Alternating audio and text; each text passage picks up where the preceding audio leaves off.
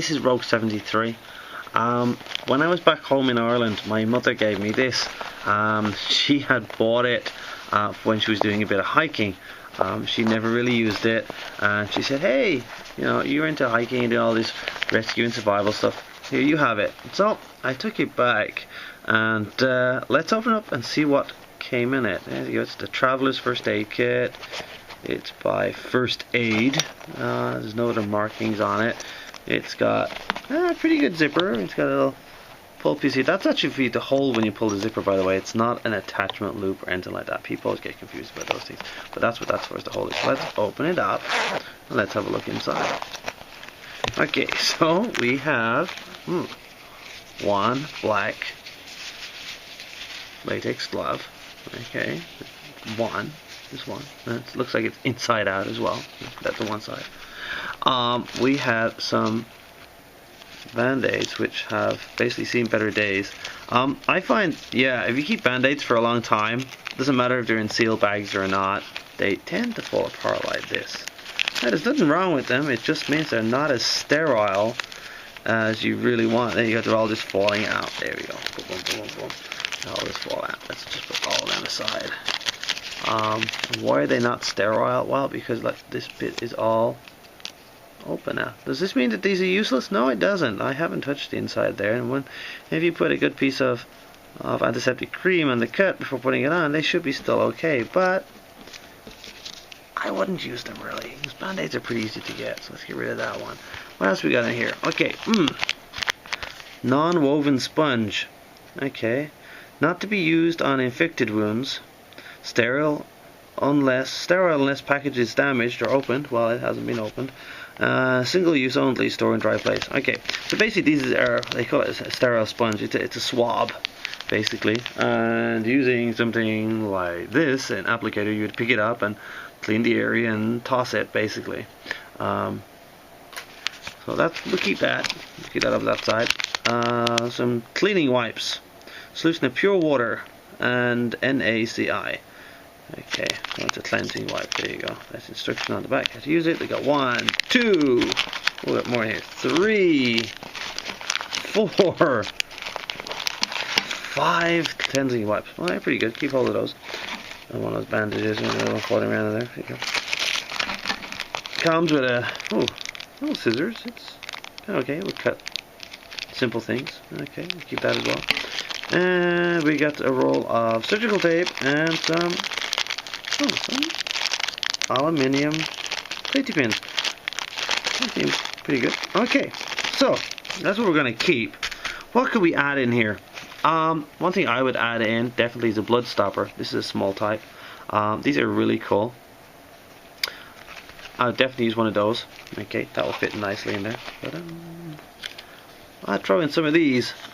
These are actually, got these here in Japan. These are nail band-aids, and basically they are really cool because they are see-through.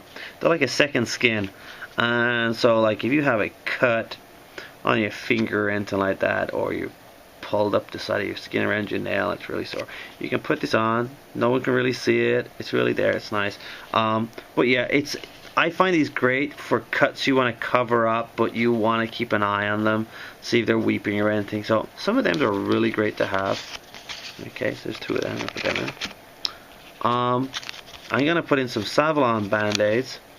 Okay, these are non-latex band-aids. Yeah, be careful with your band-aids because a lot of people are actually allergic to latex.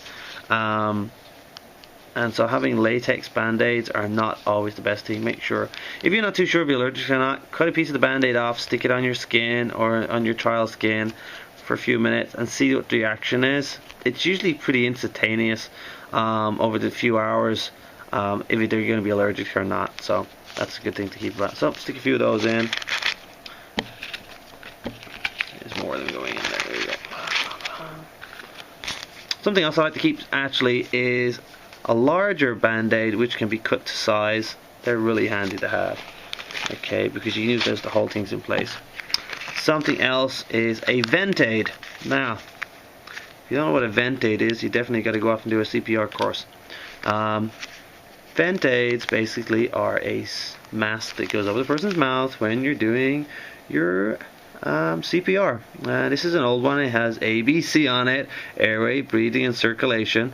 I know this is in Japanese, but don't worry. And I know this has changed in the last few years, and now it's airway, circulation, and breathing. But you know, either way that you do it, as long as you get the person's blood circulating and you start getting oxygen into it, it doesn't matter which order you do these in. So, but yeah, these are a definite must, so that's got to go in there. And then put back in the surgical tape. Definitely put back in some of these. Don't think you need 5 of them. I'd put back in maybe 3. Save on space. Okay, this is going to just be a small Bubu kit. Okay, that moves it pretty well. Okay, let's put the scissors back in. Back there. I like the idea of having the wipes, so I'm going to stick them in. These are the type of things you want to stick at the end. Okay. Something else I would stick in there maybe is some earbuds. Maybe slightly bigger.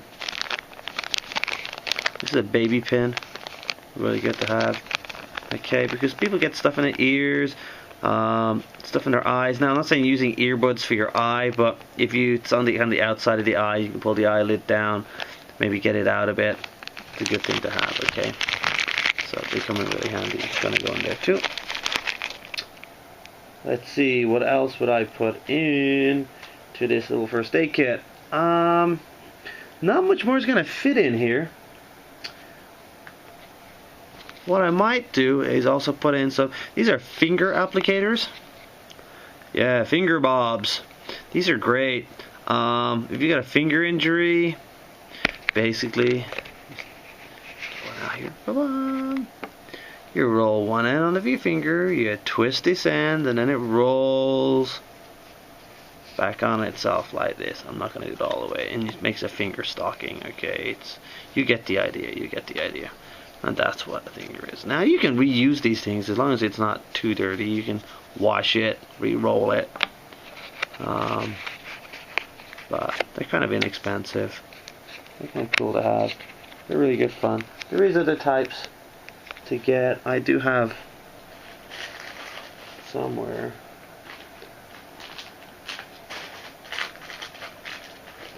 Oh, I don't have any to show you at the moment, but there is other types you can get as well. So, but if you could stick some of them in there as well, but I don't know if we're gonna get that in there. No, but yeah, find some ways to. That's something else I would definitely try to get in there. Maybe put some painkillers in here as well. Some Tylenol or paracetamol, even some aspirin. Aspirin's good to keep. I wouldn't take too much because it's going to burn the stomach off you, but it's good to have in case you come across somebody who has a heart attack. Put one of those under their tongue, help them basically their blood flow better. Something you should know about aspirin. Aspirin is basically what it will do for you is thin your blood. So if you're going to go traveling in an airplane for a long distance, you can take 1 aspirin before you go to bed, 1 aspirin in the morning, and that will thin out your blood, stop you from getting basically plane sickness, deep leg thrombosis in your legs, and many blood clots. But be warned, if you're a man and you're shaving in the morning time and you cut yourself, you'll bleed a lot because it's thinned out your blood. And women, if you are on your monthly cycle, yeah, it will make your blood flow a bit more on that one as well. So be careful when taking the aspirin. Okay, so that's kind of some of the stuff I would stick in there.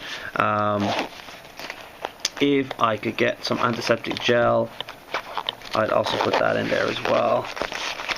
But we'll talk about that in a later date. But that's just kind of a basic thing of how I would re-kit this out. I hope this has been helpful for a lot of people. I'm going to go over, in my next video, I'll go over some more essential things to put into a first aid kit. So I hope you like, please subscribe, and always remember, be prepared.